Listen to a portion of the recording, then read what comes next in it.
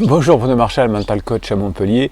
Pour résoudre vos problèmes de relations, que ce soit au travail ou que ce soit en couple avec vos enfants, etc. C'est ma spécialité depuis 1999. Et le principe qui fonctionne bien, c'est qu'on fait un coaching ensemble par Skype, par téléphone ou en face à face. Et pendant 2 semaines, vous avez le droit de m'écrire autant de fois que vous voulez pour me dire comment ça se passe, tout ce qu'on a mis en place. Et on met plein de choses en place. On est dans l'action. Et donc, c'est voilà pourquoi ça marche bien, parce qu'il y a les 15 jours derrière. Quand on a fini le coaching, souvent on se dit « Ah, j'ai oublié de poser cette question-là ». Si c'est un coach ou un psy traditionnel, eh bien, vous attendez la prochaine séance. Alors c'est très bien pour le psy ou le coach, mais c'est moins bien pour vous. Donc si vous voulez un coaching avec tout le package complet, c'est ici dessous dans le descriptif de cette vidéo. Aujourd'hui, une question qu'on me pose souvent, c'est est-ce qu'il faut tenir compte du conseil de ses amis? Effectivement, je m'aperçois qu'il y a beaucoup de conseils qui font des effets assez irréparables ou en tout cas néfastes. Alors je retire le mot irréparable parce qu'on arrive toujours à s'en sortir, mais il y a des conseils qui sont pas toujours très bons. Alors pourquoi? La première raison, c'est que en psychologie ou en relation humaine, tout le monde en fait tous les jours et on a l'impression qu'on est compétent. Non, on n'est pas du tout compétent en relation humaine si on ne les a pas étudiées, si on n'a pas un grand nombre d'expériences. Donc on fait un peu avec ce qu'on a lu à droite à gauche et ce que l'on ferait nous, et souvent c'est de mauvaises idées. Alors par exemple, un couple qui était en train de divorcer, madame qui demande le divorce propose à son ex-mari, à son mari, de garder quand même son nom parce que ben, ça lui va bien comme ça. Et donc l'ex-mari est un petit peu désarçonné et demande conseil à des amis qui forcément vont lui donner des mauvais conseils parce qu'ils ne savent pas. Et le conseil qu'avait retenu ce client-là, c'était elle a qu'à à assumer ses responsabilités. Si elle veut divorcer, elle garde son nom, alors que le coach dira que c'est juste une période de regret qui est là, et cette question est faite pour amener un dialogue, un nouveau dialogue qu'il faut savoir saisir pour en tout cas améliorer la situation. Autre client, une personne demande le divorce et là, cette fois c'est la femme qui demande conseil à des amis qui dit ben écoute, si tu l'aimes, rends-lui ta liberté, comme si c'est un oiseau ou je ne sais quoi que l'on relâche dans un champ. Non, c'est pas un oiseau qu'on relâche dans son champ. Donc là c'était une bêtise aussi, puisque vous savez que si on veut récupérer une personne, si on veut sauver un couple suite à une simple crise, eh bien plus on met d'entraves, c'est-à-dire un divorce, un changement d'appartement, etc., plus il y a de biens matériels, plus il y a d'efforts pour contrer le matériel qui est là, moins il y a de chances que l'on se remette ensemble, notamment parce que ça serait compliqué. Par exemple, si j'ai pris un appartement entre-temps, j'ai acheté des meubles, et bien de revendre les meubles, de laisser l'appartement. Enfin, donc quand j'ai un moment de doute, c'est très compliqué de revenir en arrière, et donc le cerveau est trompé, il est un peu feignant, il dit non, mieux, j'ai bien fait de me séparer. Donc vous savez je vous ai fait une vidéo sur la façon d'évaluer quand partir et quand il ne faut pas partir. La plupart des personnes partent alors que c'est juste un problème de communication et restent alors que c'est un problème de fond, c'est-à-dire qu'il y a de la violence psychologique ou de la violence physique. Donc quand je forme les forces de sécurité, les gendarmes qui me parlent de problèmes physiques.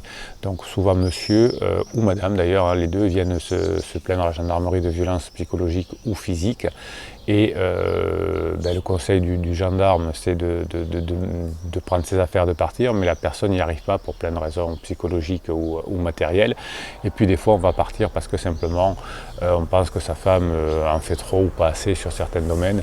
Et là c'est juste un problème de communication.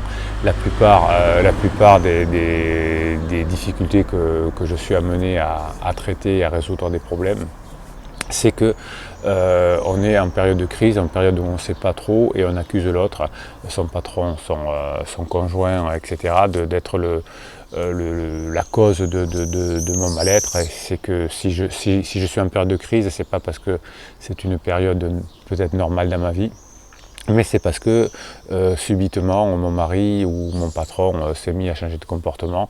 Alors que souvent d'ailleurs mes clients me disent mais non, elle n'a pas changé de comportement, elle a toujours été comme ça. Et donc là on voit bien que c'est une période de crise de la personne, et ces périodes de crise sont faites pour être passer.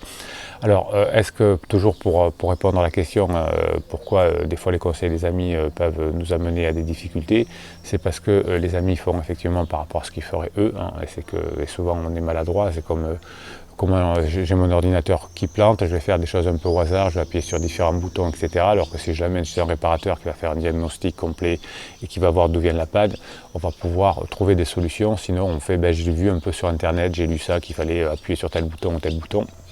Et parfois, on fait des bêtises et on endommage encore plus l'appareil. Dans les relations humaines, c'est pareil. Hein, on fait parfois confiance à des personnes parce que on est ami avec elles et on pense que, comme on est ami avec elles, elles ont des compétences relationnelles. Ben, pas du tout. Hein. C'est comme une star une star de la chanson n'a pas forcément de compétences relationnelles et pourtant on lui demande son avis sur du shampoing, sur du je ne sais quoi, alors que bon, elle ne peut donner que son propre avis. Alors, autre raison pourquoi les amis donnent souvent des mauvais conseils, c'est parce qu'ils sont dans l'émotion et donc ils vont vous donner aussi des avis un peu directs sans passer par le préfrontal et souvent des choses qui les arrangent à eux. Est-ce que je te verrai plus si tu divorces ou ça m'arrangerait si tu quittes ce boulot et que tu te rapproches de moi, donc etc. Donc les amis font des réponses aussi inconsciemment qui les arrangent. Donc je vous conseille plutôt d'aller voir un psy. Alors un psy, à quoi ça sert ? Un psy, ça sert à aller dans son passé, de comprendre si je suis en crise aujourd'hui, c'est la faute de qui. Alors ça tombe généralement sur le conjoint ou sur les parents. Hein. Donc on dit, ben voilà, vous êtes en crise parce que votre maman ou votre papa n'a pas fait son travail, ou parce que votre conjoint vous étouffe, ou votre conjointe perd anesthésique, ou votre conjoint... Voilà, donc si vous voulez savoir pourquoi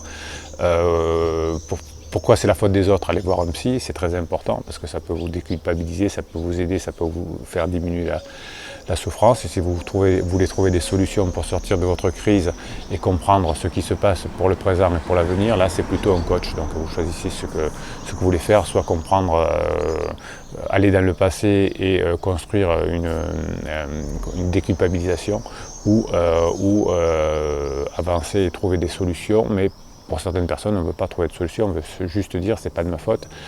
Mon état d'âme, c'est la faute des autres. Et là, c'est plutôt un psy qui peut vous aider plutôt qu'un coach. Moi, je ne pourrais pas vous aider à dire ça vient de votre papa, de votre maman ou de votre mari, puisque je travaillerai, ou de votre femme bien sûr, parce que moi je travaille directement sur vous et sur la façon de résoudre les choses. Donc vous avez deux approches différentes, vous choisirez celle qui vous va le mieux.